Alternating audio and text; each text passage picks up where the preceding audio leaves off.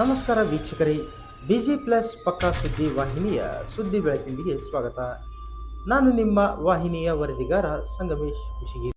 ಸಂವಿಧಾನ ಶಿಲ್ಪಿ doctor B R. Ambedkar ಕೇವಲ ಒಬ್ಬ ವ್ಯಕ್ತಿಯಲ್ಲ, ಬದಲಾಗಿ ಸಾಮಾಜಿಕ ಸಮಾನತೆ, ನ್ಯಾಯ ಮತ್ತು ಪ್ರಜಾಪ್ರಭುತ್ವದ ಪ್ರೇರಕ ಶಕ್ತಿಯಾಗಿದೆ ಎಂದು ವಿಧಾನಸಭಾ ಪ್ರತಿಪಕ್ಷದ ಮುಖ್ಯ ಸಚೇತಕ ಶಾಸಕ ದೊಡ್ಡನಗೌಡ ಎಚ್. ಪಾಟೀಲ್ ಅವರು ಹೇಳಿದರು. ಕುಷ್ಟಗಿ ಪಟ್ಟಣದ ಕ್ರೈಸ್ತ ದ ಕಿಂಗ್ ಶಾಲೆಯ ಸಭಾಂಗಣದಲ್ಲಿ ತಾಲೂಕು ಆಡಳಿತ, ಪೊಲೀಸ್ ಇಲಾಖೆ ಹಾಗೂ ಶಿಕ್ಷಣ ಇಲಾಖೆಯ ಸಹಯೋಗದಲ್ಲಿ ಭಾನುವಾರ ಹಮ್ಮಿಕೊಂಡಿದ್ದ ಅಂಬೇಡ್ಕರ್ ಜಯಂತಿ ಹಿನ್ನೆಲೆ ರಾಜ್ಯ ಮಟ್ಟದ ಮುಕ್ತ ರಸಪ್ರಶ್ನೆ ಸ್ಪರ್ಧೆ ಉದ್ಘಾಟಿಸಿ ಅವರು ಮಾತನಾಡಿದರು. ಸಂವಿಧಾನ ಶಿಲ್ಪಿ ಡಾಕ್ಟರ್ ಅಂಬೇಡ್ಕರ್ ಅವರ ಜೀವನ ಮತ್ತು ಸಾಧನೆ ತಿಳಿದುಕೊಂಡರೆ ಸಾಲದು, ನಮ್ಮ ಜೀವನದಲ್ಲಿ ಅಳವಡಿಸಿಕೊಳ್ಳುವುದು ತುಂಬಾ ಅಗತ್ಯವಿದೆ ಎಂದರು.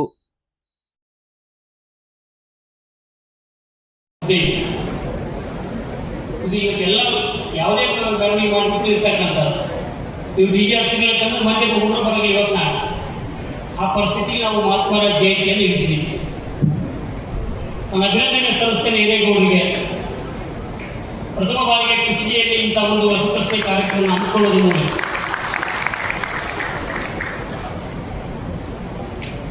ಈ ನಾವು ಕಂಡಿರ್ತಕ್ಕಂಥ ಒಬ್ಬ ಶ್ರೇಷ್ಠ ವ್ಯಕ್ತಿ, ಮಹಾನ್ ಚೇತನ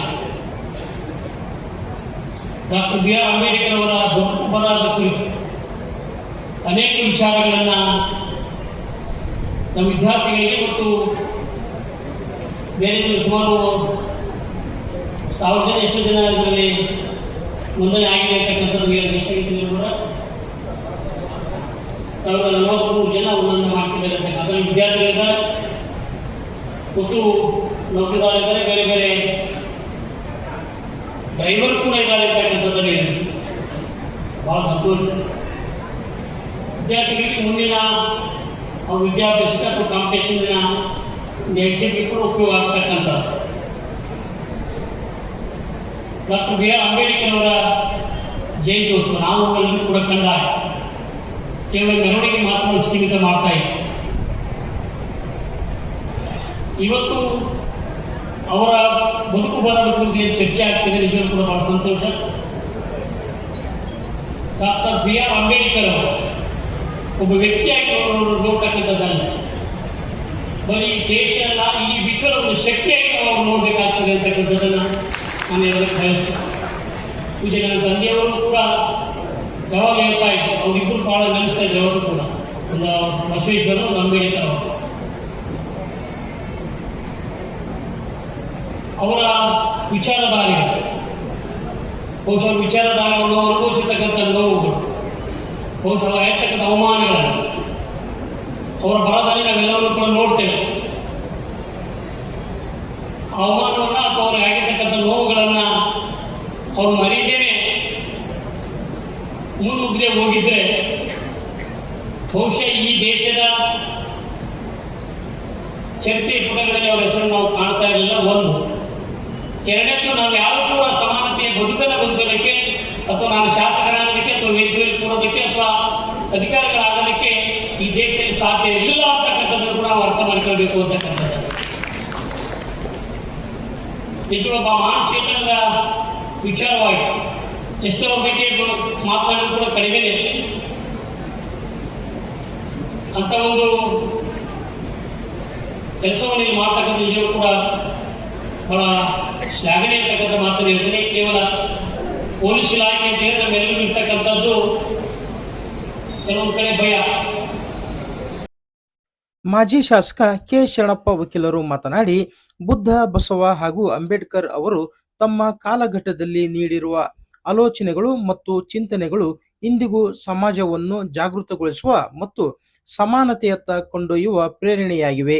ಹೀಗಾಗಿ ಅವರು ಸರ್ವಕಾಲಕ್ಕೂ ಶ್ರೇಷ್ಠರಾಗಿದ್ದಾರೆ. ಅವರ ವಿಚಾರಗಳು ಪಾಲನೆಯಾಗುತ್ತಿಲ್ಲ ಎಂದು ಅಸಮಾಧಾನ ವ್ಯಕ್ತಪಡಿಸಿದರು. ನಿಜವಾಗಿ 2003ರಿಂದ ಬುದ್ಧ ಹೇಳಿದ ಸಮಾನತೆ ಬಗ್ಗೆ ಮಾತಾಡಿದ್ರು, ಅದು ಅನುಷ್ಠಾನಕ್ಕೆ ಬರಲಿಲ್ಲ. ಆಮೇಲೆ ನಂತರ ಬಸವಣ್ಣವರು ಬಂದರು 12ನೇ ಶತಮಾನದಾಗ. ಅವರು ಸಮಾನತೆ ಬಗ್ಗೆ ವಚನ ಸಾಹಿತ್ಯ ಕೊಟ್ಟರು.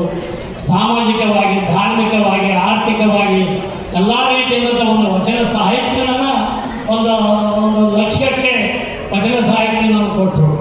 ಆಗ ಕೊನೆಗೂ ಅವರು ಪ್ರಧಾನಮಂತ್ರಿಯಿಂದ ವಾಗ್ದಂಡನೆ ಮಾಡಿ ಅಧಿಕಾರ ನಿವೃತ್ತಿ ಆಯಿತು. ಅವರೇನು ಮನಸ್ಸಿನಲ್ಲಿ ಮಾಡಿದ್ರು ಆ ಕ್ರಾಂತಿ ಈಡೇರಲಿಲ್ಲ. ನಂತರ ಬಂದಂಥ ಅಂಬೇಡ್ಕರ್ ಅವರು ಆ ಬಸವಣ್ಣರು ಹೇಳಿದ ಕ್ರಾಂತಿಯನ್ನು ಸಂಪೂರ್ಣ ಕ್ರಾಂತಿಯಾಗಿ ಸಂಪೂರ್ಣ ಕಾರ್ಯರೂಪಕ್ಕೆ ತಂದವರು ಯಾರಂದ್ರೆ ಬಾಬಾ ಸಾಹೇಬ್ ಅಂಬೇಡ್ಕರ್ ಅವರು. ನಿಜವಾಗಿ ಅಂಬೇಡ್ಕರ್ ಅವರ ಬಗ್ಗೆ ಓದಬೇಕಂದ್ರೆ ಅದು ಸಾಧ್ಯಂತ ಜೀವನ ಅಲ್ಲ. ಅಂಬೇಡ್ಕರ್ ಅವರು ಆ ಬಡತನದಲ್ಲಿ ಅವರೆಲ್ಲ ಬಸವಣ್ಣರಾಗಲಿ ಮತ್ತು ಬುದ್ಧರಾಗಲಿ ಅವರ ಮಂತ್ರದಿಂದ ರಾಜ ಮತ್ತು ದೊಡ್ಡ ಮಂತ್ರದಿಂದ ಬಂದವರು. ಆದರೆ ಅಂಬೇಡ್ಕರ್ ಅವರು ಬಡ ರೀತಿಯಿಂದ ಬಡತನ ಪರಿಶಿಷ್ಟ ಜನಾಂಗದಲ್ಲಿ ಹುಟ್ಟಿ ಬಡತನದಲ್ಲಿ ಅದು ವಿಶೇಷವಾಗಿ ಬಡತನ ಅಂಥದ್ರಲ್ಲಿ ಹುಟ್ಟಿ ಆಗಿನ ಕಾಲಕ್ಕೆ ಸಾಕಷ್ಟು ಅಭ್ಯಾಸ ಮಾಡಿದ್ರು. ಬಡತನದಿಂದ ಸಹಿತ ಯಾರೋ ರಾಜರು ಮಹಾರಾಜರು ಇದ್ದರು ಸಹಾಯದಿಂದ ಒಂದು ಪರದೇಶಕ್ಕೆ ಹೋಗಿ ಅಭ್ಯಾಸ ಮಾಡಿದರು. ಆ ಅಭ್ಯಾಸ ಮಾಡಿದ್ರೆ ಅವ್ರದ್ದೇನು ನಾವು ಹೇಳ್ತೀವಿ, ಯಾವ್ದಾರ ಒಂದು ದೊಡ್ಡ ಮಂಟನ ಅಂತಂದ್ರೆ ಅವ್ರ ಮಂಟನ ಮನೆ ನೋಡಿದ್ರೆ ಗೊತ್ತಾಗತ್ತಂದ್ರೆ ಬಾಬಾ ಸಾಹೇಬ್ ಅಂಬೇಡ್ಕರ್ ದೊಡ್ಡ ಸಂಖ್ಯೆ ಅಂದ್ರೆ ಅವ್ರ ಲೈಬ್ರರಿ. ಅವರು ಎಷ್ಟು ಪುಸ್ತಕ ಅಂತ ಬಡತನದಲ್ಲಿ ಓದಿದ್ರು ಸಹ ಅಮೌಂಟ್ ಭವಿಷ್ಯದ ಪುಸ್ತಕ ತಗೊಂಡು ಓದ್ತಿದ್ರು ಅವರು. ಇದು ನಾವು ತಿಳ್ಕೊಂಡದ್ದು ಬಾಬಾ ಅಂಬೇಡ್ಕರ್ ಅವರು ಯಾವ ರೀತಿ ತಮ್ಮ ಜೀವನವನ್ನು ಕಳೆದು ಮತ್ತು ಆಮೇಲೆ ಮುಂದೆ ಸಾಕಷ್ಟು ರಾಜಕೀಯ ಏರುಪೇರಿನಲ್ಲಿ ಅವರನ್ನು ಕಂಡರು, ಅವರು ಅನುಭವಿಸಿದ್ರು, ಕಷ್ಟನೂ ಅನುಭವಿಸಿದ್ರು. ಅದ್ರ ಜೊತೆಗೆ ದೇಶಕ್ಕೆ ಏನು ಸಮಾನತೆಯನ್ನು ಏನು ಬಸವಣ್ಣವರನ್ನು ಏನು ಹೇಳಿದ್ರು ಅದನ್ನು ಸಂಪೂರ್ಣ ಸಾಕಷ್ಟು ಎಲ್ಲ ಪ್ರದೇಶದಲ್ಲಿ ಅಮೆರಿಕ ಏನು ಆಗಿನ ಕಾಲದಾಗ ಏನು ಕಾನ್ಸ್ಟಿಟ್ಯೂಷನ್ ಬಗ್ಗೆ ದೊಡ್ಡ ಎಲ್ಲ ಪ್ರಿವಿ ಕೌನ್ಸಿಲ್ ಅವೆಲ್ಲ ಅಡ್ಡ ತಿರುಗಾಡಿ ಸ್ಟಡಿ ಮಾಡಿ ಕಂಪ್ಯಾರಿಟಿವ್ ಸ್ಟಡಿ ಮಾಡಿ ಈ ಸಂವಿಧಾನ ಬರೋದು ನಮಗೆಲ್ಲರಿಗೆ ಗೊತ್ತದ. ಅವ್ರ ಇತಿಹಾಸ ಓದಬೇಕು, ಗೊತ್ತಿರ್ತಾರೆ. ನಿಜವಾಗಿ ನಮ್ಮಲ್ಲಿ ಏನು ಅವ್ರು ಕೊಟ್ಟಂತ ಅವ್ರ ಅಧ್ಯಕ್ಷತೆಯಲ್ಲಿ ಕಾನ್ಸ್ಟಿಟ್ಯೂಷನ್ ಆಗ್ಯದ. ಇಡೀ ನಮ್ಮ ಇಡೀ ರಾಜ್ಯಕ್ಕೆ ಜಗತ್ತಿಗೆ ಪ್ರಸಿದ್ಧವಾದಂಥ ಸಂವಿಧಾನ ಅಂಬೇಡ್ಕರ್ ಅವರು ಕೊಟ್ಟಾರ. ಯಾಕಂದ್ರೆ ಇವತ್ತಿಗೂ ಯಾರು ಏನು ಅಮೇರಿಕದಾಗ ಹೇಳ್ತಾರೆ ಅದು ತಿದ್ದುಪಡಿ ಆಗ್ಯಾವ, ಏನು ತಿದ್ದುಪಡಿ ನಮ್ದು ಅದ್ರ ಜೊತೆಗೆ ಇಂಗ್ಲೆಂಡ್ನೇ ಕಾನ್ಸ್ಟಿಟ್ಯೂಷನ್ ಇಲ್ಲ, ರಿಟ್ನಿ ಕಾನ್ಸ್ಟಿಟ್ಯೂಷನ್ ಇಲ್ಲ. ಆಗ ನಮ್ಮಲ್ಲೇ ಆ ರಿಟ್ನಿ ಕಾನ್ಸ್ಟಿಟ್ಯೂಷನ್ ಕೊಟ್ಟದ್ದು ಶ್ರೇಯಸ್ಸು ನಮ್ಮ ಅಂಬೇಡ್ಕರ್ ಅವರಿಗೆ ಕೊಟ್ಟದ. ಅವನು ನಿಜವಾಗಿ ಆ ಕಾನ್ಸ್ಟಿಟ್ಯೂಷನ್ ಓದೋದಂತ ಮನುಷ್ಯನ ಪ್ರಜ್ಞೆ ಮತ್ತು ವಿದ್ಯಾವಂತ ತನ್ನ ಜೀವನ ಯಾವ ರೀತಿ ಈಗ ಮುಸಲ್ಮಾನರಲ್ಲಿ ಪುರಾಣ ಧಾರ್ಮಿಕ ಮುನೀರಾಬಾದ್ ತುಂಗಭದ್ರಾ ಕಾಡಾ ಅಧ್ಯಕ್ಷ ಹಸನ್ ಸಾಬ್ ದೋಟಿಹಾಳ್, ಯುವ ಮುಖಂಡ ದೊಡ್ಡ ಬಸನಗೌಡ ಪಾಟೀಲ್ ಬಯ್ಯಾಪುರ್, ಉಪವಿಭಾಗಾಧಿಕಾರಿ ಕ್ಯಾಪ್ಟನ್ ಮಹೇಶ್ ಮಾಲಗಿತ್ತಿ, ಜಿಲ್ಲಾ ಹೆಚ್ಚುವರಿ ವರಿಷ್ಠಾಧಿಕಾರಿ ಹೇಮಂತ್ ಕುಮಾರ್, ತಹಸೀಲ್ದಾರ್ ಅಶೋಕ್ ಶಿಗ್ಗಾವಿ ಅವರು ಮಾತನಾಡಿದರು. ನಂತರ ಅಂಬೇಡ್ಕರ್ ಅವರ ನಾವೇನು ಇತಿಹಾಸವನ್ನು ನೋಡಿದ್ದೇವೆ, ನನ್ನ ಅನಿಸಿಕೆಯಂತೆ 100ಕ್ಕೂ 100 ಅಂಬೇಡ್ಕರ್ ಅವರ ಇದನ್ನ ಈ ದೇಶದಲ್ಲಿ ಜಾರಿ ಆಗಿಲ್ಲ ಅನ್ನುವಂಥದ್ದನ್ನು ಹೇಳಬೇಕಾಗ್ತದೆ. ಯಾಕಂದರೆ ಇವತ್ತು ನಾವು ಕೂಡ ಶೋಷಿತ ವರ್ಗ, ಮೇಲ್ವರ್ಗ, ಕೀಳು ವರ್ಗ ಅನ್ನುವಂಥ ಭಾವನೆಯನ್ನು ಇನ್ನೂ ಕಮ್ಮಿ ಆಗಿಲ್ಲ. ಬಹಳ ಘಟನೆಗಳನ್ನು ಕೂಡ ನಾವು ನೋಡ್ತೇವೆ. ಆ ಭಾವನೆಗಳನ್ನು ಕಮ್ಮಿ ಮಾಡಲಿಕ್ಕೆ ಬೇಕಾದಷ್ಟು ಅಂಬೇಡ್ಕರ್ ಅವರು ಇತಿಹಾಸವನ್ನು ಕೊಟ್ಟಿದ್ದಾರೆ. ಇದೆಲ್ಲದನ್ನು ಬರಲಿಕ್ಕೆ ಕಾರಣ ಒಂದೇ, ನಾವು ಸಾಕ್ಷರತಾ ಪ್ರಮಾಣದಲ್ಲಿ ಕಡಿಮೆ ಇರೋದರಿಂದ ಈ ರೀತಿಯಾಗಿ ಆಗ್ತದೆ ಅನ್ನುವಂಥ ಮಾತನ್ನು ಹೇಳಲಿಕ್ಕೆ ಬಯಸ್ತೇನೆ. ಸಣ್ಣ ವೇಳೆ ನಮ್ಮ ಇದೇ ಮಾಲ್ಗೀತೆಯಲ್ಲಿ ನಾವು ಹುಟ್ಟಿದ್ದು. ಈಗಿರುವಂಥ ನಿಮಗಿರುವಂಥ ಈಗೇನು ಸೌಕರ್ಯಗಳನ್ನು ಇದಕ್ಕಿಂತ ಬಹಳಷ್ಟು ಕಡಿಮೆ ಸೌಕರ್ಯಗಳಲ್ಲಿ ನಾವು ಓದಿದೆ. ಮುಂದೆ ಸೈನಿಕ ಶಾಲೆಗೆ ಹೋದೆ. ಸೈನಿಕ ಶಾಲೆಯ ನಂತರ ನಾನು ಏನೇನು ಜಾಯ್ನ್ ಆಗಬೇಕು, ಯಾವ್ಯಾವ ಡಿಪಾರ್ಟ್ಮೆಂಟ್ ಜಾಯ್ನ್ ಆಗಬೇಕು, ಯಾವ ಪರೀಕ್ಷೆಯನ್ನು ನಾನು ತಗೋಬೇಕು ಅನ್ನೋದ್ರ ಬಗ್ಗೆ ಚಿಂತನೆ ಮಾಡಿ ನಾನು ಏನು ಓದಿದ್ದೀನಿ ಅದ್ರ ಮುಖಾಂತರ ನಾನು ಇವತ್ತು ಮುಂದೆ ನಿಂತಿದ್ದೀನಿ. ಇವತ್ತು ನಿಮ್ಮ ಮುಂದೆ ಈಗ ಅಸಿಸ್ಟೆಂಟ್ ಕಮಿಷನರ್ ಆಗಿ ಇವತ್ತು ನಿಮಗೆಲ್ಲ ಮಾತಾಡ್ತಾ ಇದ್ದೀನಿ. ಅದಕ್ಕೆ ವಿದ್ಯಾರ್ಥಿಗಳೇ, ನಾವು ಮುಂದೆ ಬರಬೇಕಪ್ಪ ಅಂತಂದ್ರೆ ಸಮಸ್ಯೆಗಳು ಸಾಕಷ್ಟು ಇರ್ತಾವೆ. ನೀವು ಎಲ್ಲ ಇವತ್ತು ಡಾಕ್ಟರ್ ಬಿ ಆರ್ ಅಂಬೇಡ್ಕರ್ ಅವರ ಒಂದು ಬುಕ್ ಎಲ್ಲ ಓದಬೇಕು. ಅವ್ರು ಹೆಂಗೆ ಬಂದರು ಅಂಥ ಸಮಸ್ಯೆಗಳು ಇದ್ದಿಲ್ಲ. ಯಾರಿಗೆ ನಿಮಗೆ ಈಗ ಹೊರಗಡೆ ಕೂಡಿಸೋದು, ನೀರು ಕೊಡಲಾರ್ದಲ್ಲಿ ಇರೋದು, ಊರು ಹೊರಗೆ ಹಾಕೋದು, ಶಾಲೆಗೆ ಕರ್ಕೊಳ್ಳಾರ್ದಂಗೆ ಇರ್ಬೋದು, ಶಿಕ್ಷಣ ಬೇರೆ ದರ್ಜೆವರೆಗೆ ಅಷ್ಟೇ ಇರೋದು ಅಂತ ಯಾವುದೂ ಇಲ್ಲ. ಈಗ ಎಲ್ಲರಿಗೂ ಸಮಾನತೆ, ಎಲ್ಲರೂ ಒಂದೇ ಶಾಲೆಯಲ್ಲಿ ಓದ್ತೀವಿ, ಎಲ್ಲರೂ ಸಹ ಒಂದೇ ಶಿಕ್ಷಣ ಪಡೆಯುವುದರಿಂದ ನಮ್ಮ ಭಾಗದವರಾಗಿರೋದರಿಂದ ನಮಗೆ ಭಾಳಷ್ಟು ವಿಶೇಷ ಕಾಳಜಿ. ನೀವೆಲ್ಲ ಸರಿಯಾಗಿ ಓದಬೇಕು. ಮನದಲ್ಲಿ ನಿಂತ ನಾವೆಲ್ಲರೂ ಕೂಡ ಈ ಜಗತ್ತನ್ನು, ನಮ್ಮ ದೇಶವನ್ನು ಬೆಳಗಬೇಕಾದ್ರೆ ನಮ್ಮಲ್ಲಿ ಒಂದು ವಿದ್ಯುತ್ ಇರಬೇಕು. ಅದು ಯಾವ ವಿದ್ಯುತ್ ಅಂದರೆ ಶಿಕ್ಷಣ ಎಂಬ ವಿದ್ಯುತ್ತು. ಆ ವಿದ್ಯುತ್ ಇರದೇ ಹೋಗಿದ್ರೆ ನಾವು ಬೆಳಗಲಿಕ್ಕೆ ಸಾಧ್ಯ ಇಲ್ಲ. ಅಂಬೇಡ್ಕರ್ ಅವರ ಮೂಲ ಮಂತ್ರ ಬುದ್ಧ ಹೇಳಿದ್ದು ಅದೇ, ಬಸವ ಹೇಳಿದ್ದು ಅದೇ, ಅಂಬೇಡ್ಕರ್ ಹೇಳಿದ್ದು ಅದೇ, ಶಿಕ್ಷಣ, ಸಮಾನತೆ, ಸಹಬಾಳ್ವೆ. ಅದನ್ನು ನಾವೆಲ್ಲರೂ ಕೂಡ ಪಾಲನೆ ಮಾಡಬೇಕು. ಸ್ವಾತಂತ್ರ್ಯ, ಸಮಾನತೆ, ಸಹೋದರತ್ವ, ಶಿಕ್ಷಣ ಹಾಗೂ ಸಂಘಟನೆ ಇವೆಲ್ಲನ ನಾವು ಮೈಗೂಡಿಸ್ಕೊಳ್ಬೇಕು. ಶಿಕ್ಷಣ ಇಲ್ಲದೆ ಇದ್ದರೆ ಇದೆಲ್ಲ ವ್ಯರ್ಥ ಅಂತ ಭಾವಿಸ್ತಾ, ಶಿಕ್ಷಣ ಎಂಬುದು ಒಂದು ಹುಲಿಯ ಹಾಲಿದ್ದಂತೆ, ಅದನ್ನು ಕುಡಿದವರು ಗರ್ಜಿಸಲೇಬೇಕು ಅಂತ ಅಂಬೇಡ್ಕರ್ ಹೇಳಿದರು. ನಿಜವಾಗಲೂ ಶಿಕ್ಷಣ ಅನ್ನೋದಿದ್ದರೆ ನಿಮ್ಮಲ್ಲಿ ಆಸ್ತಿ ಇರ್ಬೋದು, ಅಂತಸ್ತು ಇರ್ಬೋದು, ಏನೇ ಇರ್ಬೋದು, ಆದರೆ ಶಿಕ್ಷಣ ಇಲ್ಲದೆ ಇದ್ದರೆ ಅದೆಲ್ಲ ಕೂಡ ಶೂನ್ಯ ಅಂತ ಹೇಳ್ತಾ ಒಂದು ಅದ್ಭುತ ಕಾರ್ಯಕ್ರಮವನ್ನು ಪೊಲೀಸ್ ಕೊಪ್ಪಳ ವಿಶ್ವವಿದ್ಯಾಲಯದ ಉಪಕುಲಪತಿ doctor S V. Dhani, CPI Vishwanath Hiregowdar, BEO Umadevi Basapur, ಸಮಾಜ ಕಲ್ಯಾಣ ಇಲಾಖೆಯ ಸಹಾಯಕ ನಿರ್ದೇಶಕ ತುಗ್ಲೆಪ್ಪ ದೇಸಾಯಿ, ಕ್ರೈಸ್ತ ದ ಕಿಂಗ್ ಶಾಲೆಯ ಮುಖ್ಯಸ್ಥರಾದ ಫಾದರ್ ಇತರರು ಉಪಸ್ಥಿತರಿದ್ದರು. ನಂತರ ಆನ್ಲೈನ್ ಮೂಲಕ ನೋಂದಣಿ ಮಾಡಿಕೊಂಡಿದ್ದ ರಾಜ್ಯದ ವಿವಿಧ ಕಡೆಯ 1067 ಸ್ಪರ್ಧಿಗಳು ರಸಪ್ರಶ್ನೆ ಪ್ರವೇಶ ಲಿಖಿತ ಪರೀಕ್ಷೆ ನಡೆಯಿತು. ಬಳಿಕ ಹೆಚ್ಚು ಅಂಕ ಪಡೆದ 12 ಅಭ್ಯರ್ಥಿಗಳು ರಸಪ್ರಶ್ನೆ ಸ್ಪರ್ಧೆಯ 6 ತಂಡಗಳಿಗೆ ಆಯ್ಕೆಯಾದರು. ನಂತರ ಸಿಪಿಐ ವಿಶ್ವನಾಥ್ ಹಿರೇಗೌಡರ್ ನೇತೃತ್ವದಲ್ಲಿ 4 ಹಂತದಲ್ಲಿ ವಿಭಿನ್ನ ಡಾಕ್ಟರ್ ಅಂಬೇಡ್ಕರ್ ಅವರ ಜೀವನ ಮತ್ತು ಸಾಧನೆ ಕುರಿತಾದ ಪ್ರಶ್ನೆಗಳನ್ನು ಕೇಳಲಾಯಿತು. ಪ್ರಥಮ, ದ್ವಿತೀಯ ಹಾಗೂ ತೃತೀಯ ಸ್ಥಾನಗಳ ವಿಜೇತ ತಂಡಗಳ ಸ್ಪರ್ಧಿಗಳಿಗೆ ತಾಲೂಕಿನ ನ್ಯಾಯಾಧೀಶರು ನಗದು ಬಹುಮಾನ ಹಾಗೂ ಪ್ರಮಾಣ ಪತ್ರ ನೀಡಿ ಗೌರವಿಸಿದರು. ಸಂಬಂಧಿಸಿದ ತಮ್ಮ ಅಭಿಪ್ರಾಯವನ್ನು ಯಾವ ಕಮಿಷನ್ ಮುಂದೆ ಮಂಡಿಸಿದರು? ಯಾವ ಕಮಿಷನ್ ಮುಂದೆ ಮಂಡಿಸಿದರು? 10 ಮಾರ್ಕ್ಸು ವಿಶ್ವಗಾಂಧಿ ತಂಡಕ್ಕೆ. ಉತ್ತರ ನ್ಯೂಟನ್ ಆ್ಯಂಡ್ ಕಮಿಷನ್. ಮೂರನೇ ಪ್ರಶ್ನೆ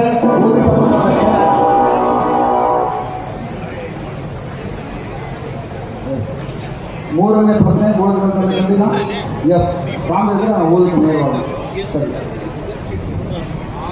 ಭಾರತದ ಸಂವಿಧಾನ ಶಿಲ್ಪಿ ಡಾಕ್ಟರ್ ಬಿ.ಆರ್. ಅಂಬೇಡ್ಕರ್ ಅವರಿಗೆ ಬೌದ್ಧ ಧರ್ಮದ ದೀಕ್ಷೆಯನ್ನು ನೀಡಿದವರು ಯಾರು?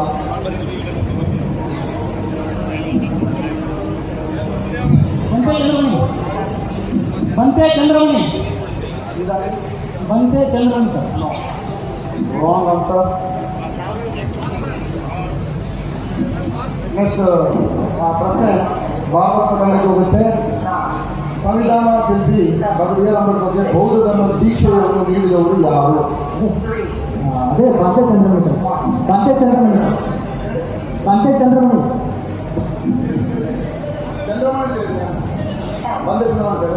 ಸಾರಿ, ಬಂದೆ ಅಂತ ಕೇಳಿಸಿದ್ದು Chandramani Mahatma Veer. You are right. I am sorry. ದಯಮಾಡಿ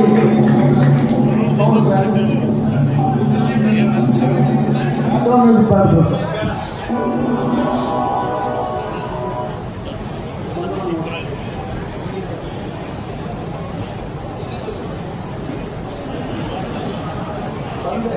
ನಾವು Chandramani Mahatma. Okay, fine. Next ನೇರವಾದ ಪ್ರಶ್ನೆ ಭಾರತ ತಂಡಕ್ಕೆ.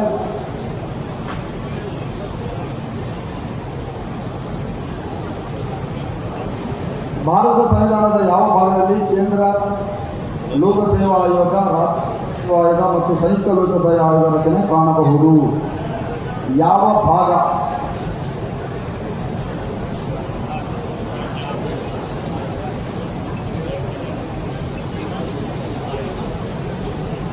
ಸೆಕೆಂಡ್ ಸ್ಟ್ರೋಕ್ ಇದೆ. 20 ಸೆಕೆಂಡ್ ಉಳಿದಿದೆ.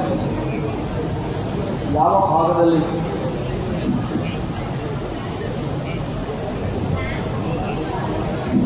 ನಾಲ್ಕನೇ ball you are right exactly. ಭಾಗ 14ರಲ್ಲಿ ಎಷ್ಟು ಸಂವಿಧಾನ ಶಿಲ್ಪಿ ತಂಡಕ್ಕೆ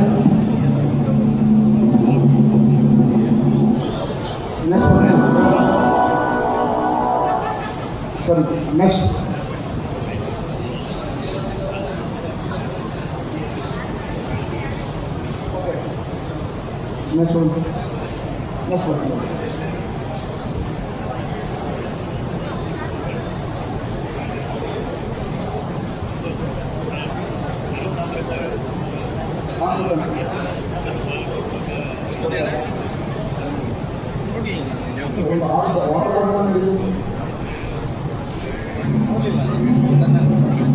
ಎಷ್ಟು ಪ್ರಶ್ನೆ ಯಾವ ತಂಡಕ್ಕೆ ಸಂವಿಧಾನ ಶಿಲ್ಪಿ ತಂಡಕ್ಕೆ ನೇರವಾದ ಪ್ರಶ್ನೆ. ಓಕೆ,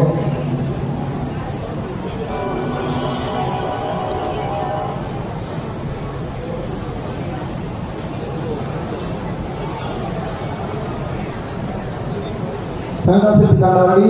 ಓಕೆ, ನೆಕ್ಸ್ಟ್ ಪ್ರಶ್ನೆ.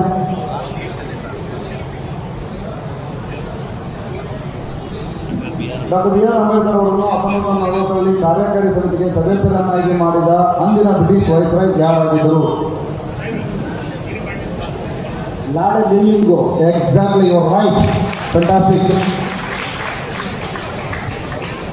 ಸೊ ನಾನು ಇನ್ನೊಂದು ಕೊನೆಯ ಸ್ಪರ್ಧಿ ಭಾಗ್ಯ ವಿಧಾತ ತಂಡಕ್ಕೆ ನೆಕ್ಸ್ಟ್ ಪ್ರಶ್ನೆ. Ready sir?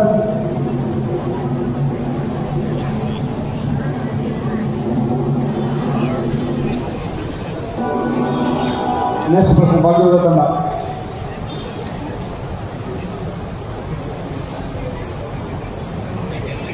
Doctor B R Ambedkar ಅವರು ಯಾವ ಅಂತಾರಾಷ್ಟ್ರೀಯ ಸಂಸ್ಥೆಗೆ ಹಣಕಾಸಿನ ಅಧ್ಯಕ್ಷರಾಗಿ ಪ್ರತಿನಿಧಿಸಿದ್ದರು?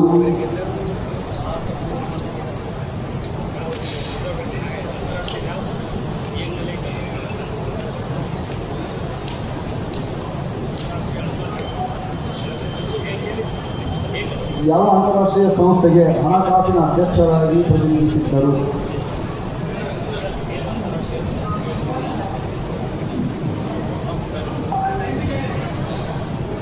ಸರ್, ಟೈಮು 15 ಸೆಕೆಂಡ್ ಇದೆ, 13 ಸೆಕೆಂಡ್ ಉಳಿದಿದೆ.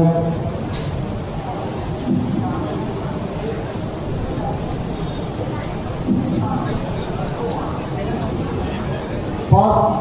Okay,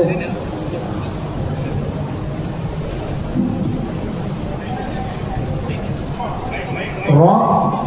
Exactly, you're right. He said IMF.